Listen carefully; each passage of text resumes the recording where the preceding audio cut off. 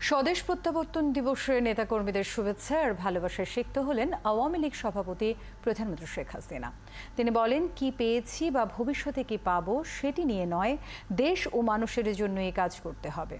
বলেন, ৭৫ পরবর্তী সরকারগুলোর কোনো রাজনৈতিক পরিকল্পনা ছিল না বলেই দেশের মানুষের কোনো কল্যাণ হয়নি। আরও জানাচ্ছেন সৌমিত্র মজুমদার। যাদের উপর আস্থা আর বিশ্বাসে ভর করে চ্যালেঞ্জ নিয়ে ৮১ সালে দেশে ফিরে এসেছিলেন, সেই সব নেতাকর্মীদের ভালোবাসায় সিক্ত আওয়ামী লীগ সভাপতি শেখ হাসিনা।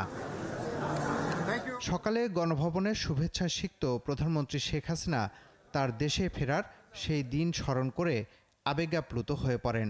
জানান, দেশে ফেরার আগে ও পরে জিয়াউর রহমান বারবার তাদের দুই বোনকে বাড়ি গাড়ি দিতে চেয়েছেন, কিন্তু তিনি নেননি। আমি যখন যাই, কামাল, জামাল, রাসেল, খুকি, রোজি সবাই এয়ারপোর্টে ছিল।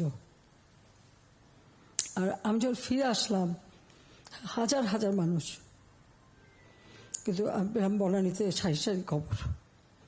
৩২ নম্বরে আমরা মিলাদ করতে চাইলাম, আমাকে ঢুকতে দেয়নি জিয়া রহমান।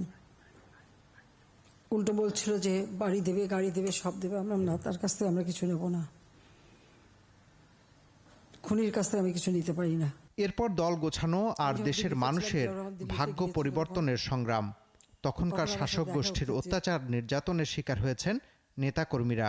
একটা প্রত্যয় নিয়ে এসেছিলাম যে আমার আব্বা সারাটা জীবন কষ্ট করেছেন, জেল জুলুম অত্যাচার সহ্য করেছেন। আওয়ামী লীগের অগণিত নেতাকর্মীরা দিনের পর দিন জেল কেটেছে, ছেলেমেয়েরা কষ্ট পেয়েছে। নানা চড়াই উতরাই পার করে নেতাকর্মীদের আত্মত্যাগের মধ্য দিয়ে পঞ্চমবারে ক্ষমতায় আওয়ামী লীগ, যে দলটি ছাড়া আর কোনো রাজনৈতিক দল জনগণের পাশে থাকে না, বলেন প্রধানমন্ত্রী। আমার তো কিছু ছিল না, কিন্তু আমার একটা জিনিস ছিল, এদেশের মানুষের অগাধ বিশ্বাস আর বাংলাদেশ আওয়ামী লীগের অগণিত নেতা কর্মী। কি পেলাম না পেলাম সে চিন্তা করিনি, ভবিষ্যৎ কি তাও চিন্তা করি না। চিন্তা করি দেশের মানুষের ভবিষ্যৎটা আর সুন্দরভাবে গড়ে তুলে দিয়ে যাব।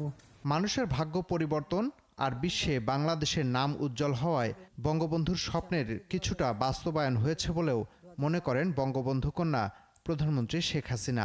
আজকে বাংলাদেশ বদলে যাওয়া বাংলাদেশ। সৌমিত্র মজুমদার, ৭১, ঢাকা।